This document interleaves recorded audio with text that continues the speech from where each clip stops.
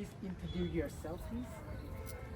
मैं भंते शाक्यपुत्र सागर थेरो भोपाल मध्य प्रदेश भारत से मध्य प्रदेश की राजधानी भोपाल में बुद्ध भूमि महाविहार मोनेस्ट्री चुनाभट्टी कोलार रोड भोपाल में एक मध्य प्रदेश की सबसे विशालकाय मूर्ति हम लोगों ने स्थापित की है, जो पूरे मध्य प्रदेश के बौद्ध समुदाय को प्रस्तुत करती है, प्रेजेंट करती है।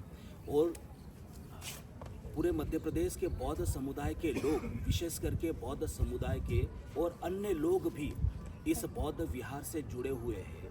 साथ ही साथ हमने भगवान बुद्ध के पवित्र सतधम्म को जनमानस तक लेकर जाने के लिए सभी धर्म के लोगों को साथ में लेकर भगवान बुद्ध के विचारों को आगे बढ़ा रहे हैं, जिसमें क्रिश्चियन भी है, मुस्लिम भी है, सिख भी है, ईसाई भी है, हिंदू भी है।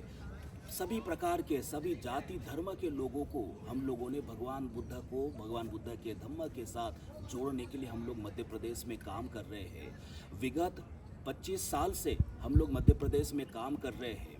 और मध्य प्रदेश में देखा जाए तो बौद्ध लोग जो है बहुत कम है, ना के बराबर है। और साथ ही साथ मध्य प्रदेश में बौद्ध भिक्षुओं की भी बहुत कमी है। जो कमी हम लोग देखते हैं मध्य प्रदेश में, मुझे लगता है 1 या 2 केवल ऐसे लोग, जवान तरुण होंगे जो लोग भिक्षु बने हुए हैं। अन्यथा हमारे जैसे भिक्षु यहाँ पर जवान ना के बराबर है। मध्य प्रदेश में बौद्ध धर्म का प्रचार और प्रसार करने की बहुत ज़रूरत है। वो इसलिए क्योंकि मध्य प्रदेश एक ऐसा राज्य है जहाँ पर सबसे ज़्यादा सम्राट अशोक ने अपना समय दिया है। सम्राट अशोक ने यही से ही सांची के पास से विदिशा से उन्होंने शादी की थी, विदिशा देवी से शादी की थी।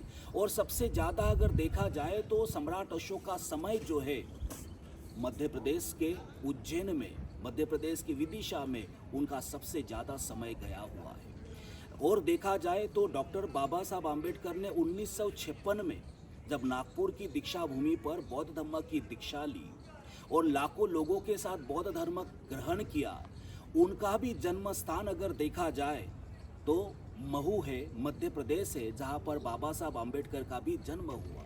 और इसके वजह से मध्य प्रदेश में भगवान बुद्ध को मानने वाले लाखों करोड़ों लोग हैं, परंतु उन लोगों तक बौद्ध धर्म न पहुँचने की वजह से, साथ ही साथ मध्य प्रदेश में विभिन्न जो लोग हैं वो लोग जातियों में बटे होने की वजह से ज़्यादा बौद्ध धर्म के तरफ नहीं आ रहे।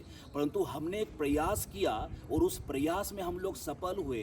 विभिन्न जातियों को हम लोगों ने बौद्ध धर्म के तरफ लेकर आए और विभिन्न लोगों को बौद्ध धर्म से प्रभावित करके उन लोगों को भी भगवान बुद्ध के मार्ग पर चलने के लिए उन लोगों को मजबूती के साथ हम लोगों ने खड़ा किया।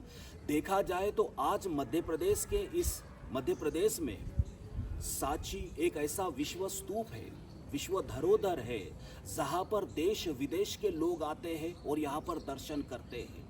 साथ ही साथ सांची के स्तूप के आसपास में यहाँ पर सोनारी बौद्ध स्तूप है, सतधारा बौद्ध स्तूप है, मुरल खुर्द बौद्ध स्तूप है, विदिशा के पास बौद्ध स्तूप है, सारूमारू का बौद्ध स्तूप है, अजंता एलोरा के तर्ज पर मध्य प्रदेश में भी ऐसी गुफा है जो अजंता और एलोरा की तर्ज पर बनाया गया है। सिंगरौली में भी यहाँ पर बौद्ध स्तूप है। मध्य प्रदेश में विभिन्न जगहों पर बौद्ध स्तूप है।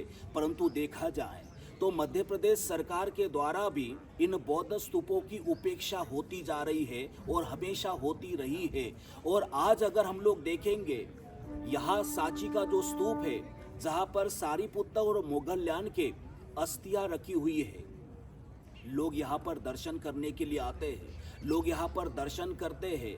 साथ ही साथ नवंबर माह में भगवान बुद्ध के जो परम शिष्य थे सारीपुत्त और मोगल्यान, उनकी अस्थियों को बाहर निकाला जाता है। हजारों लोग भगवान बुद्ध के उस दर्शन करने के लिए, देश विदेश के लोग उनके दर्शन करने के लिए यहाँ पर आते हैं। और देखता हूँ मैं कि उनके मन में भगवान बुद्ध के उन अस्थियों के प्रति, भगवान बुद्ध के शिष्यों के अस्थियों के प्रति एक पवित्र भाव दिखाई देता है, एक विश्वास दिखाई देता है, उनके अंदर एक श्रद्धा दिखाई देती है। और श्रद्धा के साथ साथ अगर देखेंगे तो उनके अंदर बड़ा समर्पण दिखाई देता है। आज केवल मध्य प्रदेश की बात नहीं, आज पूरे भारत की बात है।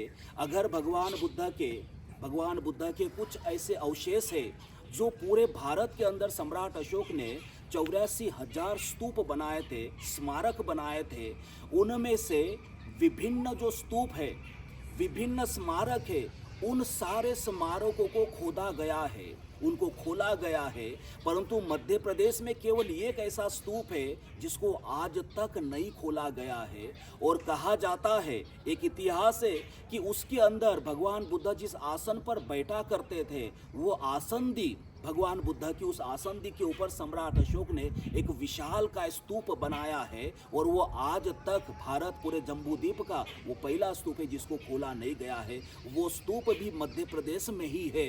तो आज अगर देखा जाए तो मध्य प्रदेश में विभिन्न बौद्ध स्तूप है और साथ ही साथ बौद्ध धर्मीय लोग भी भगवान बुद्ध के प्रति बड़ी असीम श्रद्धा रखते हैं, असीम समर्पण रखते हैं। और आज अगर देखा जाए तो मध्य प्रदेश में बुद्धिज़्म बड़े तेज़ी से बढ़ता जा रहा है। बुद्धिज़्म बड़े तेज़ी से लोग उसको मान रहे हैं। आज विभिन्न ऐसे लोग हैं जो भगवान बुद्ध को अपने घरों में रखते हैं।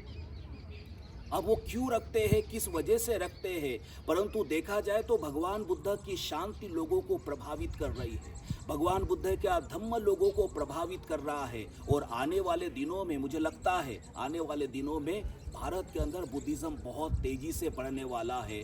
और भगवान बुद्ध से रिलेटेड जितने भी